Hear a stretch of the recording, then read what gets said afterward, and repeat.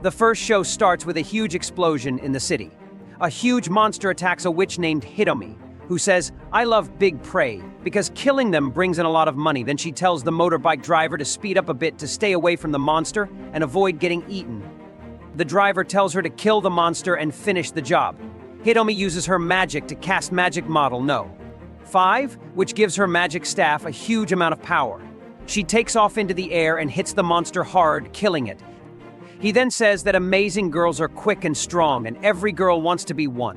They are well known, make good money, and their main job is to kill monsters called Kai. Over the years, the rise in Kai creatures has caused a huge growth in the magical girl business. Now, more than 500 businesses hire magical girls to do this work. From there, the scene changes to Hitomi at work, where Kaide tells her that there are no more boar bikes available. Hitomi is mad that her bike was broken, and she also doesn't like how hard it is to use the new magic device. Katie says she's been working too hard lately, and the company president told her that they are going to hire a new graduate to help her. The president saw her most recent task to kill everyone, and was mad that she was working herself so hard.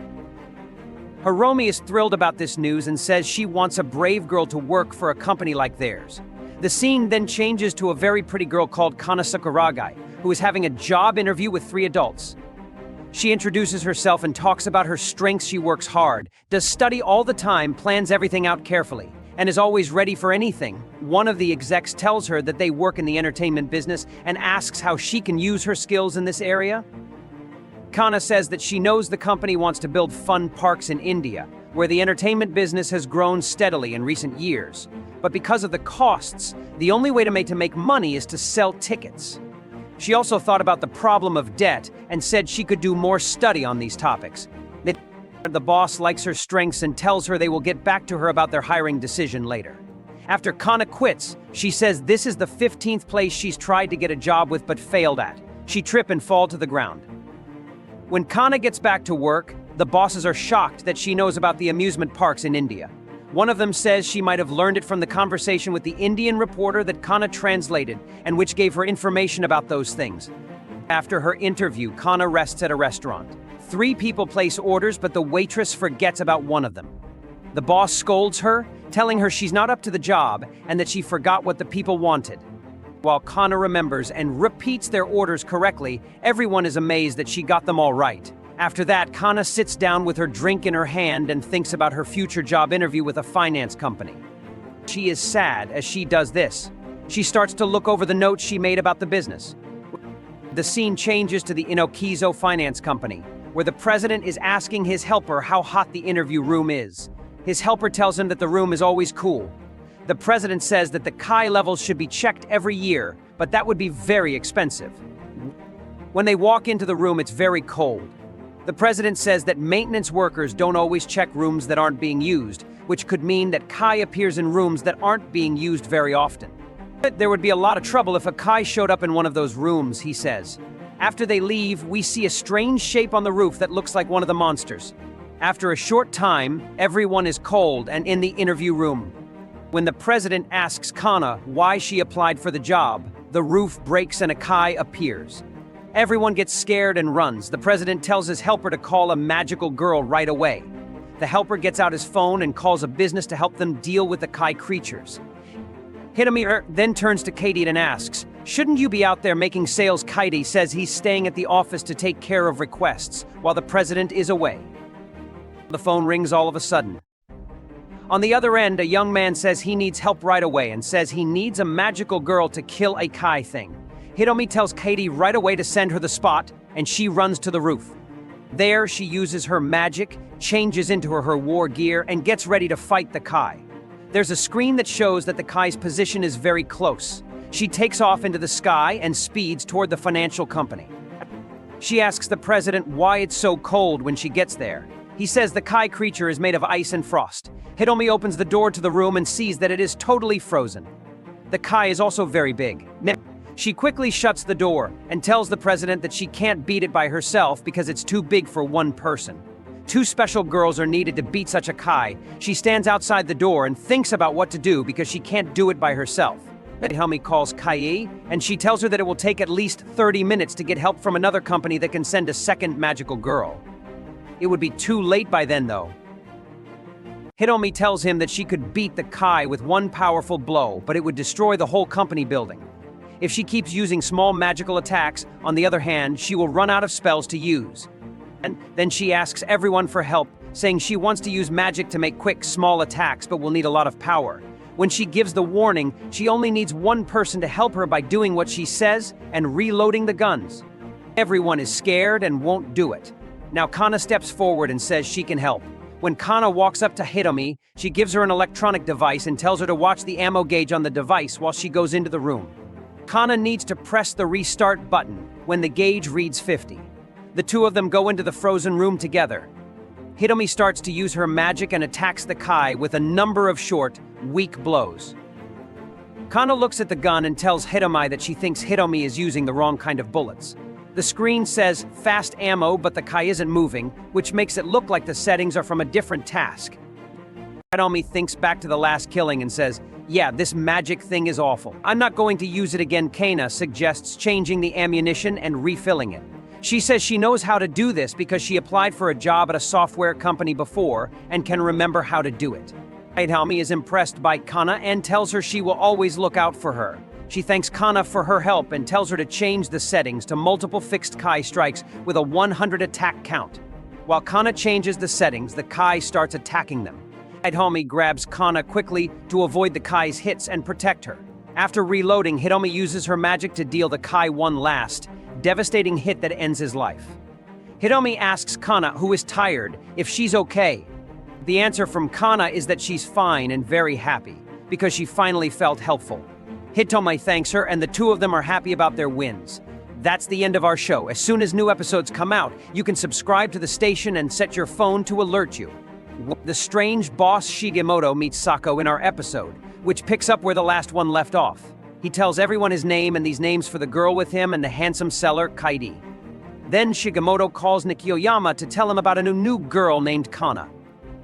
But Nikiyoyama is too busy gathering information for strategic intelligence, so Shigemoto says he's sorry and is in focus mode. Sako is shocked when Shigemoto and Nikiyoyama leave and asks what's going on with these strange people. She tells Kaidi she's sorry for the noise and gives her a flying vacuum as her first lesson. Sako is shocked, but Kaidi tells her it's just how people get around and that she can change it by downloading a program. Sako tells herself that she could try it out first and then quit this crazy job. Since this is a new business with no roots yet, they don't train their kids very much. Becoming a magical girl is easy and only takes a few days. Kaidi then gives Sako more than 50 books and says they map out how to fly the vacuum. He says it's important because the wrong use could kill her even though she's stressed out. Koshigaya comes over and tells Sako not to worry about all the books because she will teach her herself. Sako hits a tree as soon as they go outside. As she tries again and again, she hits the wall. Finally, she tells Koshigaya she's sorry and needs to read the directions first. The captain then comes in and asks Sako what she needs. She wants to read the vacuum instructions, so she does what any girl would do and starts reading the books day and night. After a few days, Kaidi goes to check on the captain but finds that he has already left. At 4:30 p.m., Kaidi tells the group about a risky job that both Koshigaya and Sako are doing. Everyone is interested in Sako's reason for being on the task, even though it's not as scary as the last one. The captain then comes in and tells her that he put her there. Koshigaya tells Sako that it's easy to fly the vacuum, but Sako is upset and says she's not ready. She saved Koshigaya not long ago on video, so the captain tells her to keep going. During an emergency, she can watch, talk, and act, which makes him think she is smart. She tells him she's very good at what she does, but he lets her decide. Because of what he said, Sako agrees to do the job. The captain then calls Nikiyoyama and tells him it's time to get dressed. Tattoo runs over, eager to change someone, which shocks Sako. She's making her look more beautiful, which makes the captain laugh. Nikiyoyama is so happy that he could cry, so he grabs Sako. He is the magical expert, and it is his job to lead the shift and change the vacuum settings. While getting ready for Sako's change, Nikiyoyama, who is a bit strange, thinks about her skin tone, height, and shoe size. Sako doesn't understand what's going on and looks at the boss, who is dressed as a woman, to see if everyone else is crazy too. Nikiyoyama finally finishes, and he gives her the key to the change room and her employee number. He tells her to yell code C to change. She is the one who makes Sako become a magical girl for the first time. When she's done changing, everyone is amazed and the captain starts crying again because she's too upset. That group is both strange and funny to Sako. Kabushikigaisha then tells Sako that they are ready to begin their job. People below watch as they take off together when the weather is nice. From afar, Sako hears Nikuyama tell her to go to the shooting spot in the northwest. After getting there, they see the thing that is linked to a building. They should stay away from Nikuyama so that he doesn't attack them back. Nikuyama looks through the window on the 4th floor and sees that someone is still inside. He is about to attack. Kabushikigaisha charges quickly toward the target and aims to hit it with a strong move to save the person inside. Sako then notices that Kabushikigaisha's vacuum doesn't work properly. Nikuyama says there is a crack that lets holy power escape. Kaidi tells Kabushikigaisha that she is temporarily using an old backup vacuum because her main one broke and the backup is already malfunctioning. There is no way Kabushikigaisha is going to let this job go unfinished. Her vacuum slows down and she tries to keep going. Sako starts to feel scared. She thinks she can do it after remembering something from one of the books. And Nikuyama should tell Kabushikigaisha to leave the fight, she says, because she will finish it. Nikuyama gets the book Sako talked about, turns to page 49 and starts to carry out the plan. An enemy is killed by Sako's strong magic attack. Kabushikigaisha then brings the person inside. Everyone is shocked that Sako, who is new, did such a great job on her first work. The general and Nikuyama both cry happy tears. He says that he cries every time the leader does. Sako is aware of how much she has grown, even though the group is still very strange to her. At the main office, Sako asks the captain if she will be in trouble for doing something by herself. He talks to her and tells her that things will get better, but he starts crying again. You are asked to like, share, and join at the end of the show so that you don't miss the next one. At the start of the show, Sakuragi meets with the director, who gives her a permanent job offer. Besides that, he gives her the proper uniform and gear. She also gets social security, a lot of benefits and bonuses between tasks, on top of her magical girl insurance. And besides her base pay, she will also get commissions based on how well she does on tasks. Usually, commissions are paid at the end of the next pay period. But this time, he makes things easier for her by giving her the money early and praising her work. As they walk out of the office, Sakuragi is thrilled to find more money in the envelope than she thought. Hitomi walks up to them and says, I know it's tempting, but this mission comes with a lot of responsibility. Congratulations. You got paid for the first time on your first day of work during a different scene. A man drops some cash in front of a girl and says, this is all you've brought to our company in the last 3 years, only 5,120 yen. There have even been years when you lost money. The girl tries to talk to him about work, but he cuts her off and says, my time is worth gold, 100,000 yen per hour. Quickly tell me what you want. Because you're making money, you can have 3 minutes of my time. You'll have to pay me if you go on longer. The girl is shocked, so she walks away with her business card. The man in charge tells his helper to find a new magical girl to work for him since he fired the one she was getting. The secretary tells him that this will hurt his image as a boss. But he doesn't care and tells her to hire people from other companies if she has to. The scene then changes to Sakuragi and Hitomi, who are in a neighborhood near Festive Street on a very important task. Nikuyama, who is in charge of the operation, talks to them through a control device and tells them that they are now fighting an unknown thing called a Kai. And they don't know how it will attack yet. He tells them to be careful. When they get there, they find the thing, but they don't know how strong it is. Hitomi tells Sakuragi to leave it to her as she runs toward the monster, excited. But the thing, on the other hand, hits Hitomi hard and sends her flying. After figuring out how strong the attack is, Hitomi gets ready for another round and tells Sakuragi to use her Thunder Circles move. As Sakuragi is about to attack, someone else shows up and kills the creature while downloading the info to a flash drive. You might be wondering, who is this? Friends, Hitomi rushes up to the girl and asks, who are you? She is very strong. That was our prey, the girl replies. I was walking by and saw you having a hard time, so I decided to help. She gets angry and says, that was our mission, we won't get paid now. Don't worry, little one, the other girl tells her, you'll get your pay. I'm sorry about this. After that, she gets on her flying broom and walks away. When Hitomi and Sakuragi leave, they talk about the huge company called Corporation. It's the world's biggest amazing girl business. Sakuragi is shocked by their skyscraper offices, but she knows that it's what a company worth millions of dollars would do. At the same time, we see the girl who took their task get to the corporation's main office and give the captured creature to a worker. We find out that the girl's name is Sushiba and that she has done more control operations than anyone else this month. The scene changes back to Sakuragi, who is cooking while watching TV. Leader Koga of Ast Corporation, a huge company in the world, is shown on the screen. She is shocked because she has never seen him before.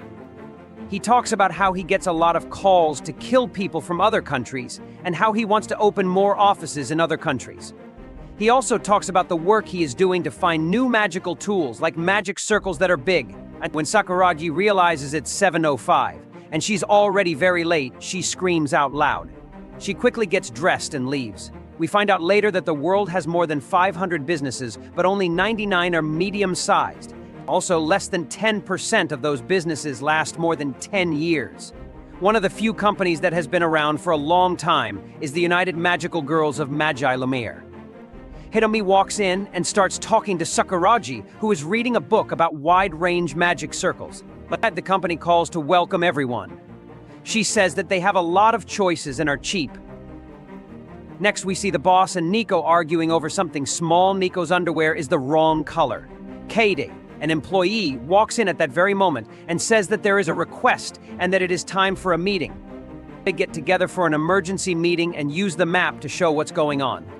This is the place where people were killed, and this is the main street in front of a Momogi station in the sewer system below. There has been a weak warning of a Kai.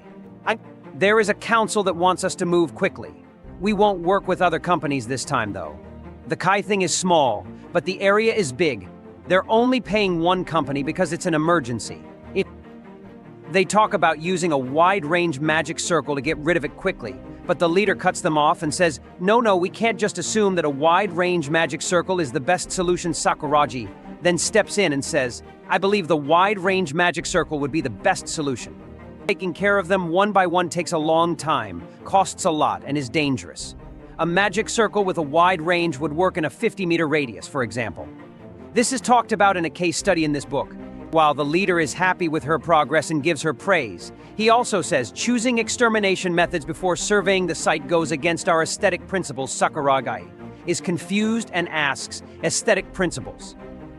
What do you mean, sir? They get a call at that very moment, and Kaide tells them that the thing is causing trouble and that they need to move quickly.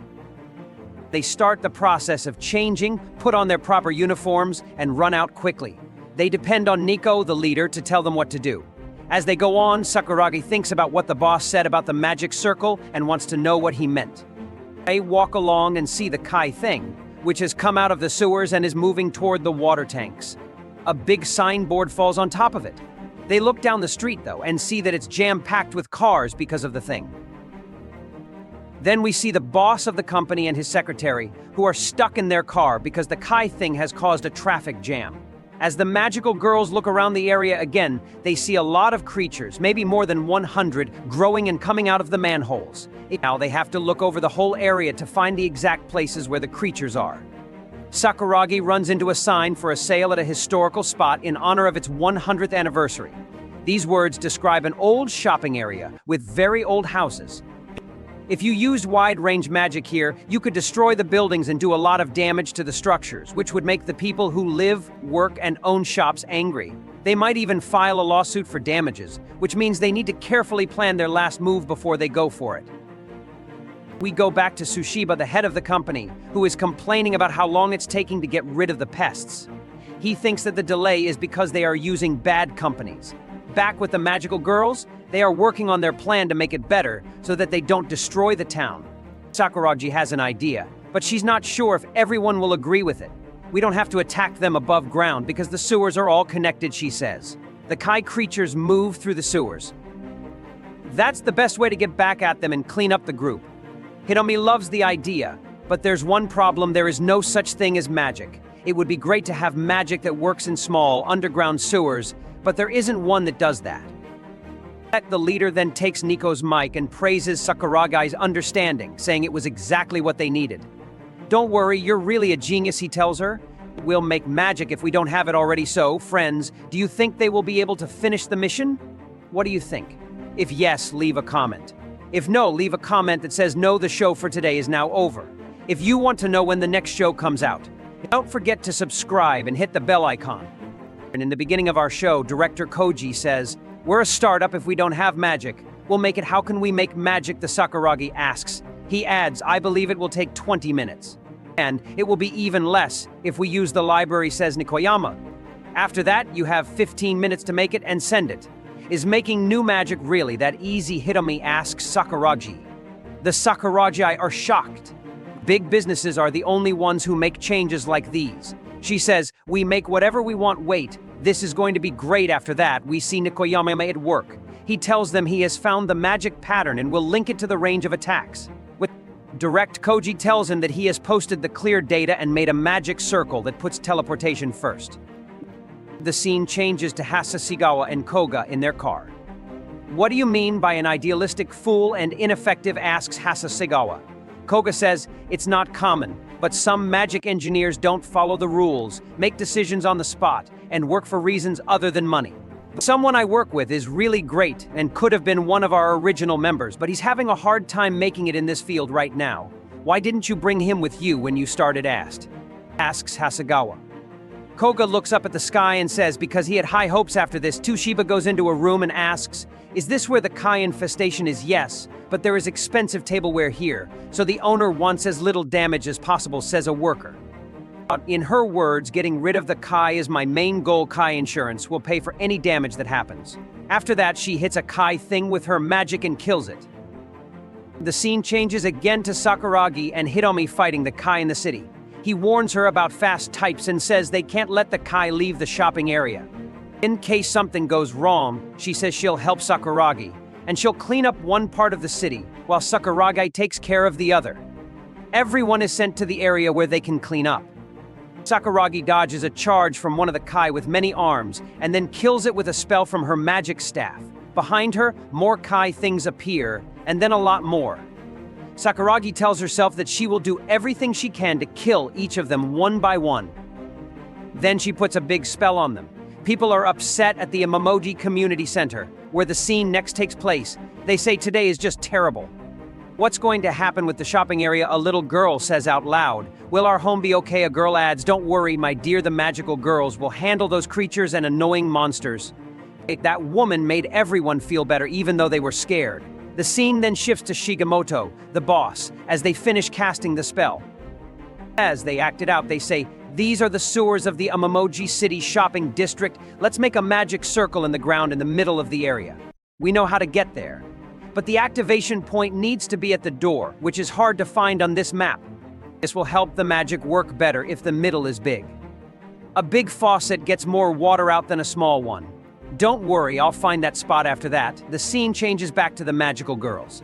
Saku is now beating those monsters very well. To make her feel better, Koshi tells her she's become a big star. Right then, the boss calls out to her and asks if she has seen any gaps that are a little bigger and could be used to start the magic circle. Saku starts to think and tries to remember if she had seen something bigger. She tells them she saw one in front of Fumi's bar, about 50 meters from where the shopping street begins. While Saku and Koshi check on the monsters, as the number of them grows quickly, Engineer Nikoyama types in the position information. The engineer tells her to aim her broom at the entry at the activation point. She also needs to kill any monsters in the area. The Repuntiu is an engineers.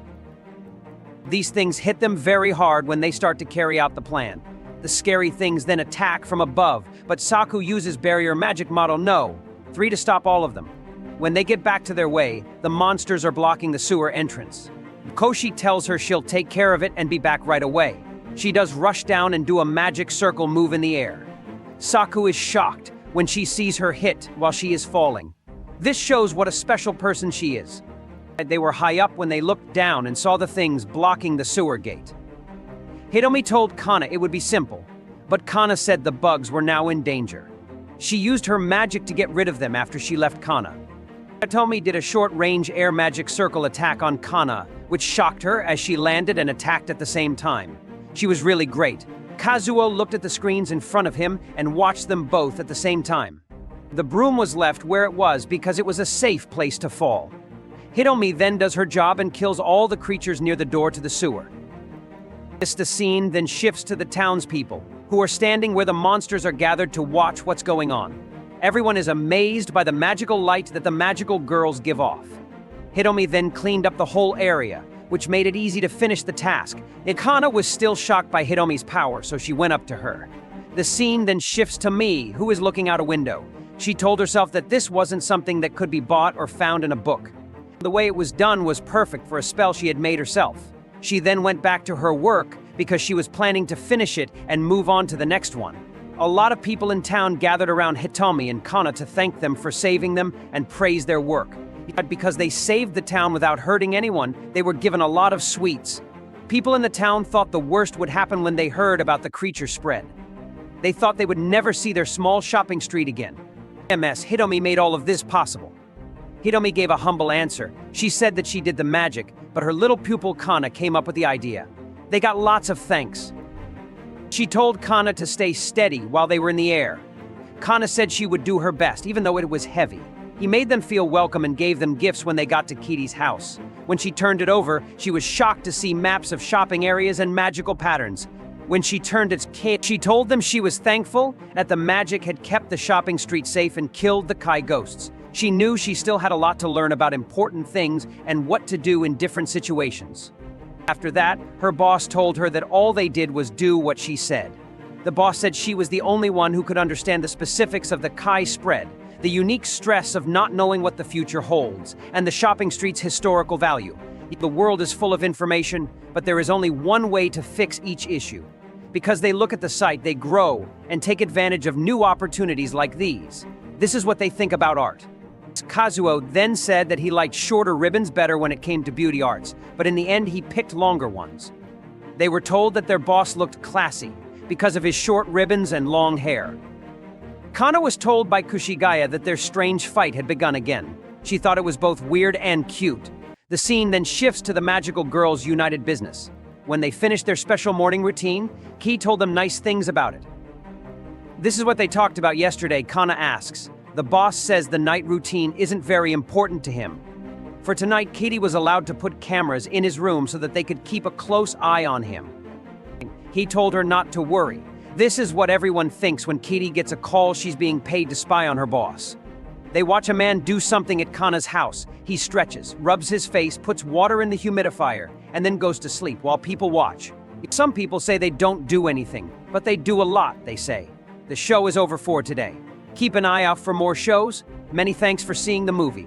Please subscribe and turn on the bell to stay up to date if you liked it. Our episode begins with the leader announcing that today is a day off because his vocal cords are warmed up. It seems he plans to sing as they have no new tasks. Everyone is excited about this karaoke day. Saku is surprised that he warmed up his vocal cords, but he tells her it's important for health. I always like to warm up my vocal cords, he says. In the meantime, Nico feels very conflicted because this was such a sudden decision. He drops to the floor, feeling sad that he can't join them, as he still has some tasks to finish like activity reports, document edits, and adjustments to the magic device. However, the leader reassures him that he's already completed all of these tasks. Katie hands out coupons for the day, valid for the whole month. He's been eagerly waiting for this event. Later that night, they head out, ordering food first. Saku notices that the leader is dressed casually, as if this were normal, and thinks to herself, everyone treats this like it's just another day, but I still don't understand anything. I must be surrounded by a bunch of eccentrics. And then, the leader begins his performance wearing women's clothing and a wig which he specifically chose for the occasion. His voice is beautiful, and everyone cheers him on. Just then, the waiter arrives with the honey toast that Shiko ordered. After the leader finishes his song, everyone applauds him enthusiastically. Next up is Nico, who sings with a lovely voice that everyone appreciates. Then, Shiko takes the mic, singing loudly even without it, as her voice resonates through the room. As while singing, she even snacks on pumpkin slices. Now it's Saku's turn, though nervous. She chooses a nice song, starts singing, and dances a little. Everyone claps, but her face is red, and she's quite shy afterward. Saku asks Katie why he didn't sing, to which he replies that his job is to preserve the leader's songs and organize them for him. It was a beautiful day, but their time is up as their karaoke room rental ends after 2 hours. The leader changes back into his suit, and they pay the bill around $2,000. As they walk down the city street on their way home, they talk about the fantastic day and the wonderful songs they sang. They bid the girls farewell as each person heads home. Katie asks the leader, "Where are you headed now?" boss, the leader, says he's heading back to the office because he just remembered something he needs to do, and then leaves. The scene then shifts to the subway, where Shiko and Saku talk with each other. It's a strange company, but that's what they love about it, this unusual group of people. It seems the leader had an interesting life before founding the company. "This beautiful boss, I really adore him," Shiko says, as Saku listens, amazed. And she doesn't know why he dresses and styles his hair that way, but maybe he has his reasons. Then the scene shifts to the leader as he returns to the office and checks his messages. He sees that someone has been checking up on him, and from this message, he learns that he has established a company for magical girls. The next morning, everyone returns to the company and starts their tasks. But before anything, they ask for breakfast, which might be just a bit of canned beans. In those moments, the leader's phone rings and he goes to the rooftop to answer it. There, a beautiful woman speaks to him, saying it's been a long time since they last talked. She apologizes for the sudden call and asks him about the message from last night. He responds, saying, "Yes, I am interested in that new hire. She's a perfect fit for the job, and she's a very smart girl." The woman tells him that his company is gradually developing, but he still hasn't repaired his relationship with Koga. He replies, "My dear, there was never any conflict between us, we just haven't found the right time to talk." Then Mito enters and tells him that lunch has arrived. The food looks delicious, and as they begin to eat, Mito tells Saki that they'll talk after lunch. Saki then goes to meet with the leader, and he discusses a potential joint project with her. He wants her to assist another company for just 1 week. It's a collaboration with the Miyako United Company. Saki asks, "Do you mean Miyako Cosmetics? Isn't that a major cosmetics company? Why would such a large company collaborate with us?" The leader explains that they have a magical girls division they work with. As for the company's head, Miyako, she's an old friend who called him and asked for assistance.